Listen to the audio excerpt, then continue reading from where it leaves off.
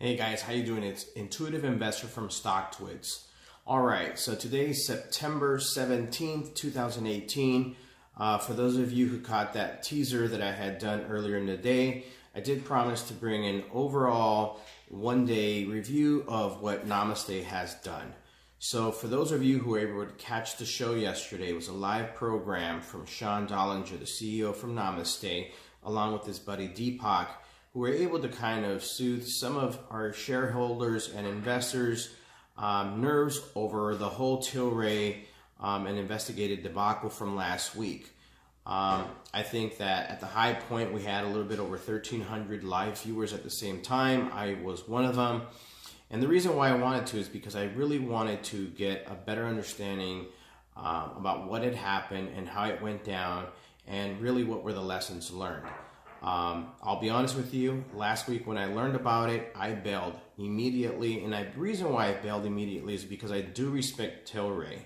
And I thought to myself, if they bailed, then it had to have been something very serious and something that could have been catastrophic, especially since they're trying to secure their sales license and they are trying to uplist. Those things made me very nervous, and I thought it's best for me to leave and wait for the dust to settle and possibly rejoin if anything came up that was better news. So my take on yesterday's live cast from Sean is I was extremely happy that a CEO would take the time to give shareholders a very upfront, honest to goodness type of conversation where he was able to own his mistakes. I think in retrospect, lessons learned were not to hire actresses to pose as nurses, and then just to be a little bit more careful about using the word license versus specifying the type of license that he was referring to. I think having Deepak on there was also a very positive thing for me because we were able to get some reassurance. And the idea that this guy would take Sunday and just take time away from his life, I get it. To sit down and sitting in front of a computer and being able to pour his heart out basically and give us shareholders some insight as to everything that he's doing and everything that he's been trying to do to get Namaste up to that level where it commands the respect that it commands. So some of the things that I took from that in addition to that was that they're working very hard, they're working very diligently, they're trying to do everything legally and lawfully. I did like the fact that he did call out that loser, pathetic, short guy that we all know, Andrew Left.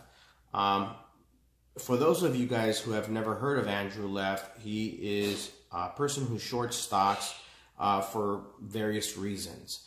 For those of you guys who have not seen my other videos, I invite you to look at my other videos because in fact, I believe I have a total of 3 videos where I explicitly discuss Andrew Left. In one of them, I actually talk about how I submitted a formal complaint to the SEC about Andrew Left and his unethical ways of approaching stocks and shorting stocks based on false information. The earliest one that I had discussed was Shopify. That was back in 2017. And so I submitted a formal complaint to the SEC about his practices. For those of you guys who are also don't know who Andrew Left is, he was actually banned. I think he was banned for 5 years in China or Shanghai from trading or doing any business out there because he was doing exactly the same thing. And the question that I also brought up is, if most people regard China as having looser trading laws and they were able to ban this loser, why haven't we had the opportunity to ban him here? Anyways, so I did like the fact that he invited Andrew Left to the facilities. I do like the fact that he had a very inviting opportunity for Andrew Left to go out, meet his people, take a tour of his operations so that there's transparency, and maybe that will change Andrew Left. But personally, I think that the guy is a scumbag. He's always been a scumbag. If this guy could short his family, he probably would. And I probably went a little bit too far on that comment, but I mean, it is what it is. The guy shorts anything that moves. All right. So halfway through the day, I had taken a look at what Namaste had been doing. And I think in my earlier post, I had saw that it was down about 3%, 6 cents to be exact. And I actually thought that it'd be down a lot more. But to be honest with you, I decided to jump back in. Now, before I explain why I jumped back in, I wanted to just touch a couple of bullet points that I had here on my screen. One of the things that was noticed for me was Tilray's decision, I believe was premature. I think it was a little impulsive without having the facts.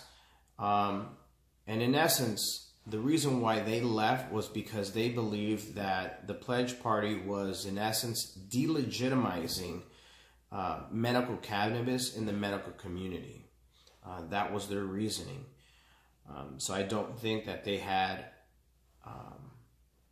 a reason to talk to Namaste. I guess they based it on what they read in the news report. But in essence, that's what they thought. They thought that whatever Namaste was doing at the pledge party, it was delegitimizing medical marijuana, and they just didn't want to be a part of it. So one of the first questions that came to mind was, how does this impact? Tilray deciding to cut the deal. How does this impact Namaste directly? That's a question that I did send to Sean, but I haven't gotten a response. I'm pretty sure he's pretty busy. I'm one in a million people emailing him. But one of the things that he did mention in the video was that he would make himself available to talk to investors and shareholders. So technically, I am now a shareholder and an investor. So yes, I would like an answer.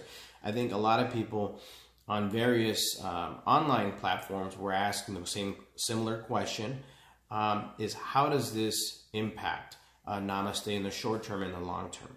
So I'm merely speculating, and in my opinion, it doesn't impact Namaste one bit, because if I understood the contract correctly, we were going to be just buying from Tilray. We were going to be buying cannabis from them. So we had signed a supply agreement, meaning we would buy cannabis from them and be able to sell it online through our CanMart connection. But after researching online, the Canada's website, I realized that there was about 117 licensed producers, which means as of today, we have 116 other options to go to. So Tilray's not, it's not an impact. To me, it means nothing, especially since we have 116 other persons to buy from. So it's not a big deal. Another point that I wanted to make that did bug me was that this pledge party was supposed to be a pledge for insiders to commit to not selling any of their shares for 90 days. And the news came out that there was actually 3 different insiders who had decided to sell their stocks. Now, for me, that's an absolute no-no. I'd want to know who they were and why they did that and what are going to be the consequences. Because if you sign a pledge not to sell your stocks as an insider, you got to commit to that. I think shareholders deserve to know what happened with that, and I'd like to get an answer. Then there was also this report that also stated that Quebec had outlawed any telemedicine, which is interesting because what I immediately decided to do is I went online and I Googled cannabis online and Quebec, and guess what? All sorts of websites that sell cannabis online in Quebec. Fat Nug was one of them. Had a nice, awesome picture of this nice nugget. And yeah, you could buy it online in Quebec. So I'm not sure where the discrepancy is in that, but okay, I don't know the laws there. I live here in the United States. I don't know the laws out in Canada, but it was confusing to me because I thought that it wasn't legal, but now it is. So, all right. Let's take a look here. I did scan Instagram, StockTwits, Yahoo Finance. These forms were Namaste investors can be found. And I think overall, for those who were able to watch the live cast yesterday, I think took away that Sean was being honest, upfront, he was being candid, and I think it was good for investors. I think overall the sentiment between those platforms that I just mentioned were ultimately positive. So I think that if Sean continues to make himself available and fight for himself and fight for his company and fight for the shareholders, I think that's exactly what we need. Yeah, and I know that you didn't mention about the bells and the whistles and all the graphics, and that's fine. I think at the end of the day, we just want somebody that can reassure us, because honestly, we're in the dark. We only receive what is printed or what is published online. That's how we get our information. But the idea that we have a CEO that is willing to put himself out there on Instagram, online through YouTube, and come up to bat almost immediately, I think that's what I value most out of a CEO. I've been an investor in other companies, and I'm sending emails, I'm sending Instagram posts, and no response. So yeah, this is atypical for a CEO to actually make himself readily available. So that's actually really good in my book. So finally, why did I decide to get back in? As I've already mentioned, one of the main reasons why I decided to get back in is because I realized that Sean is a little bit different. He's a CEO that actually reaches out to his shareholders and investors and is willing to make himself vulnerable. I think we need that. I think we need somebody who's willing to fight and willing to contest, not ignore when the company's being attacked. I like that about him. So many people have ignored Andrew Left when he shorts people, and they just ignore it and they hope that it goes away. And to me, I think that's a very weak and very negative way to respond to that. And so over the weekend, I analyzed additional data. I read into it. The podcast, to me, I think the live cast was extremely beneficial because I was able to get the facts versus what was published in that French paper of last week. And then really realizing that Tilray really leaving is of minimal impact. And it was just an affirmation that even though Sean's never really said it, many others have coined Namaste to be the Amazon of e-commerce cannabis. And I like that. I like that they've partnered up with some very strong people that I believe in. Shopify, they've partnered up with Shopify, who's another e-commerce giant. So at the end of the day, if we look at this graph, we'll be able to see that midday, we were down about 6 cents. And then right around the afternoon, it began to pick up. And we ended up closing pretty healthily, if you could see. I think these gains that we saw towards the end of the day are going to be sustained gains. I think everyone who sold has probably already sold. They were given, in essence, the rest of what was left over last week and today to sell. I doubled down, to be honest with you, this morning. And I'm glad that I did.